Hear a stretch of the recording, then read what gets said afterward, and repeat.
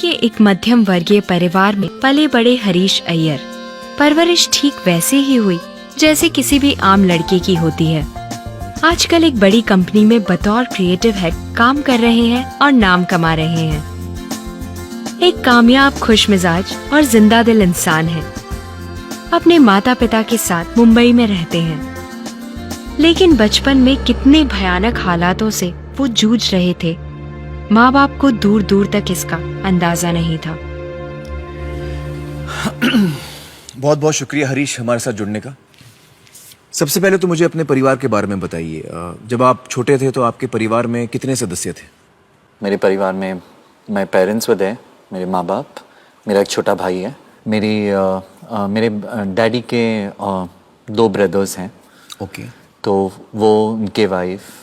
So I grow up in a joint family. आपके बचपन में कुछ हादसा हुआ, क्या आप उसके बारे में हमें बताना चाहेंगे? मैं जब 6.5 साल या 7 साल का था, तब मेरे मम्मी के साइड के रिलेटिव ने मेरा बलात्कार किया। हमारे घर में वो हमेशा आता जाता रहता था, हमारे साथ रहता था वो। तो हम बच्चों को सुबह से बच्चों को नहलाते हैं, बच्चों को जैसे हम नहलाते हैं वैसे ही वो मुझे नहला रहा था। और एक दिन ऐसा हुआ कि उसने सारे कपड़े निकाल दिए और मैं भी नंगा था उनके सामने। फिर उन्होंने मुझे सोप करना चालू किया। साबुन लगाया? साबुन लगाया। और वही टाइम उन्होंने मुझसे यौन संबंध के लिए मैं चिल्लाना चाहता था, और उसी वक्त मेरी आंटी का गया है कि मैं नीचे जाके कुछ सामान खरीद के आती हूँ। उन्होंने आवाज लगाई कि मैं कहीं जा रही हूँ। तो शायद उसकी वजह से जोश आ गया उसमें, और जबरदस्ती मेरे साथ। और शुरुआत उस तरीके से हुई, जब भी मुझे बाल कटाना होता था तो वो मुझे लेके जाता था बाल कटाने के लिए। और शुरुआत तो मुंह से हुई, फिर बाद में इतना कि मैं अगर लड़की होता तो मैं प्रेग्नेंट होता। मतलब तो उसने आपका बलात्कार किया? पूरी तरह बलात्कार किया। मैं ज़्यादा नहीं बोलना चाहूँगा, बट क्योंकि वो बहुत ही घिनौना था, बट वो बोलते थे और लेके भी आते थे 1-2 बार। तो मुझे लगता था कि वो जो कर रहे हैं, कि जो मुझसे करने को बोल रहे हैं, उनके साथ जो लोग कर रहे हैं, वो मतलब एक साथ 2-3 मर्द साथ लाते थे आपके साथ ये करने के लिए? तो उन्होंने ये बहुत ही दुख की बात है। बहुत मुझे खुद पे मुझे बहुत ये होता था। और मैं यहाँ पर मैं आपके बचपन की तस्वीर दिखाना चाहूँगा दर्शकों को, ताकि आपको अंदाज़ा हो, क्योंकि हमारे सामने जो शख्स बैठे हैं वो बालिग हैं, अडल्ट हैं, लेकिन हमें ये कभी नहीं भूलना चाहिए कि ये जो हादसा हुआ है ये एक बच्चे के साथ हुआ है। मैं तस्वीर दिखाना चाहूँगा, ये देखिए, इस बच्चे के साथ, इस छोटे बच्चे के साथ ऐसा हुआ है। तो ये जो इंसान जो कर रहा था, ये एक बच्चे के साथ ऐसा कर रहा था, ये हम कभी ना भूलें। हरीश, मुझे बताइए कि इस दौरान जब इससे आप गुजर रहे थे तो आपको क्या महसूस होता था? आपकी क्या फीलिंग्स थी? आपके क्या थॉट्स थे? ना ही मुझे डर लगा, ना ही मुझे गुस्सा आया। मैं एक पत्थर जैसा होता है, मैं वैसा था।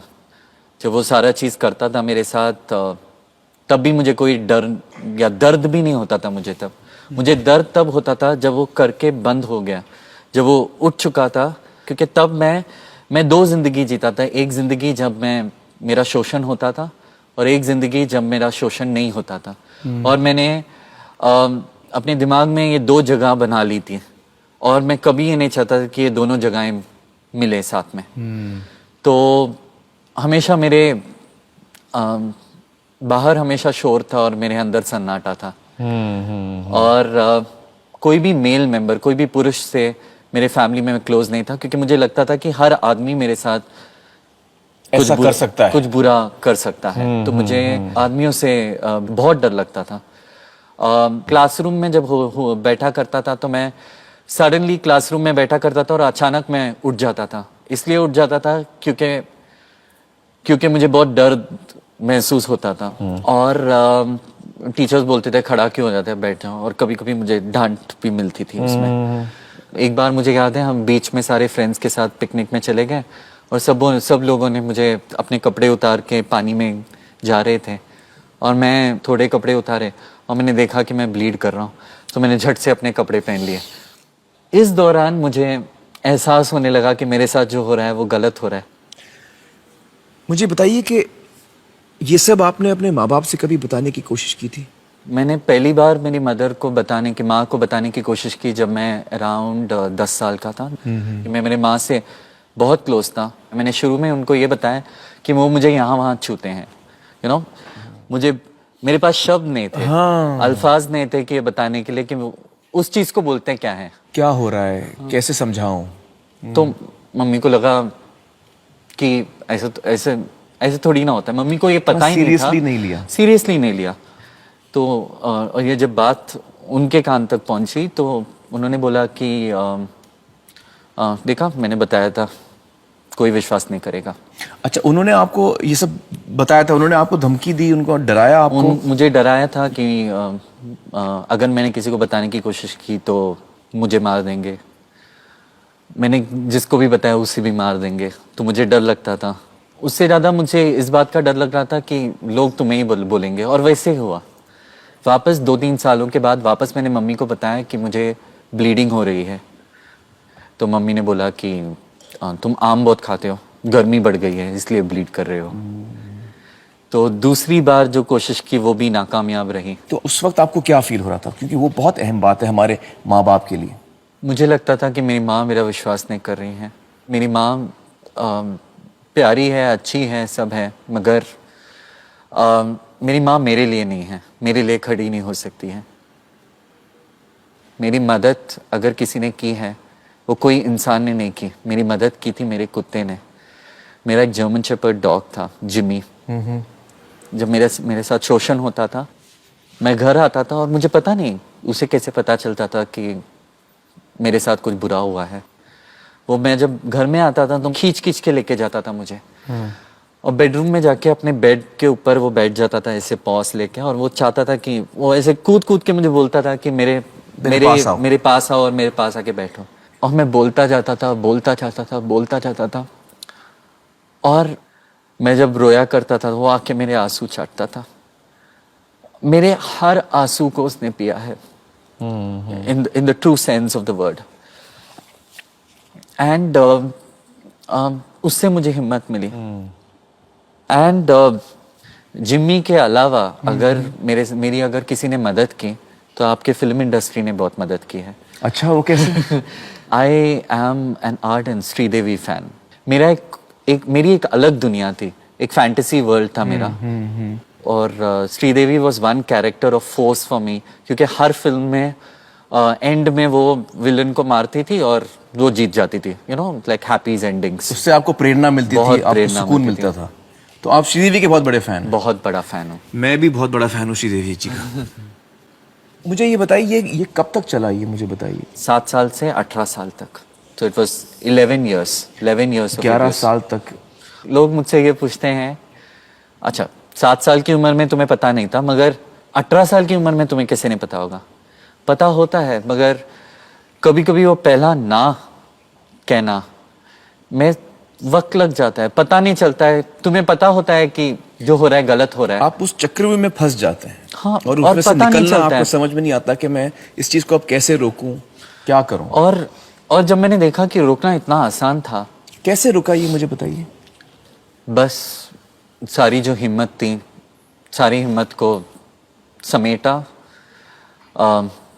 मुझे अच्छी तरह याद है, वो रूम के अंदर आया, उसने सारे कपड़े निकाले अपने, और मेरे सारे जो वेन्स थे वो तभी से मैं जुटा रहा था हिम्मत। मुझे पता था अगला स्टेप उसका क्या होने वाला है। मैं जुटा रहा था, मेरे वेन्स ये हो गए थे, मेरे आंख लाल हो गए थे एकदम, और मैंने बस नो करके चिल्लाया और मैंने लात मारी, बस उतना था। I just had to do that. So the way it stopped is very important.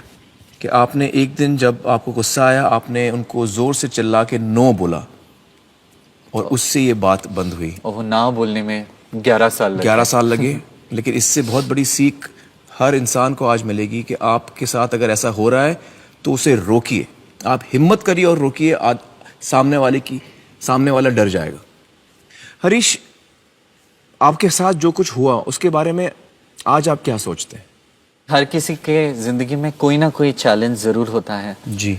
Okay, मेरे भगवान ने मेरे लिए ये चैलेंज चूज किया, मगर मैं सकम नहीं होना चाहता हूँ। भले ही मेरे साथ ये हुआ, मैं पास्ट में जाके उसके ठीक नहीं कर सकता, मगर जो आज के बच्चे हैं, अगर हम उन्हें बता सकें, उन्हें बोल सकें कि देखो ऐसा भी हो सकता है, आप सावधान रहो, और लोगों को बोल सकें, अडल्ट्स को बोल सकें कि अगर तुम्हारे साथ हुआ है तो हुआ है, चुप्पी तोड़ो और इसके बारे में बात करो, तो इससे बहुत लोगों को फायदा हो सकता है। क्या बात है।